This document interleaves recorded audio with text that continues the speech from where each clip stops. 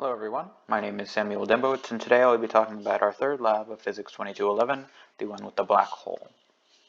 In this video you will see me create a computer model of the system, given information about the motion, and describe the physics phenomena involved using Newton's second law.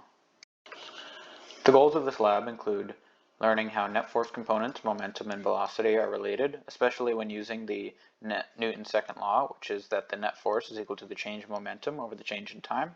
Since this is a circular orbit, we can say that the force net is broken down into the net parallel and net perpendicular components, which can be broken down further into the change in momentum over the change in time is equal to the change in momentum in the parallel direction and the change in momentum in the perpendicular direction.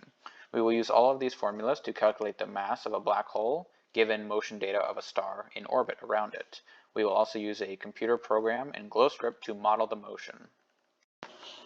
To further describe the system, we can say that the star is approximately 2 times 10 to the 30th kilograms. We do not know the mass of the black hole. However, the distance is determined by the starting seed, which was my email address.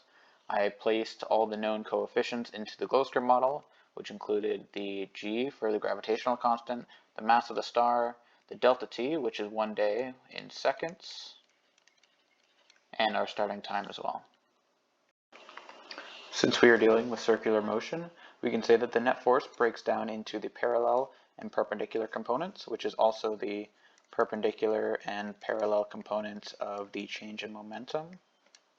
We can see here that the parallel component is the derivative of the momentum magnitude over the derivative of time in the direction of the momentum.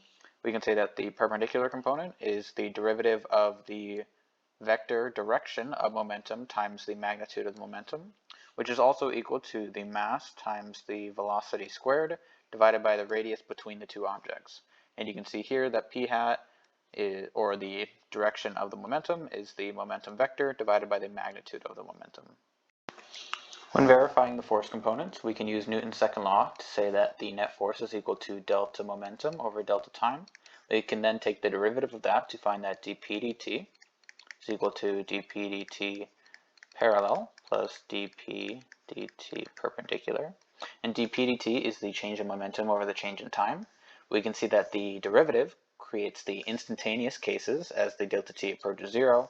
However, the net force deals with components over time. We can see that the parallel component of the net force will change the magnitude of the speed. Since it is always pointed in the direction of motion, it can only accelerate or decelerate the system. The perpendicular component, on the other hand, will change the direction of momentum, since it is always perpendicular to motion and pointing towards the center of the kissing circle.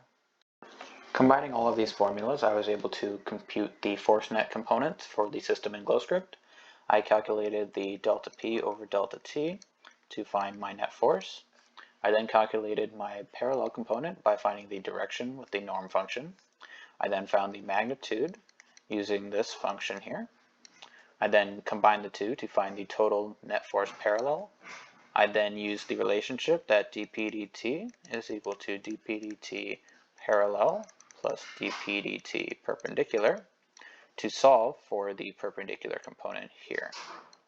I then set that equal to the force net component. To solve for these values, I was able to use the v initial and v final data from the seed inputted in the beginning.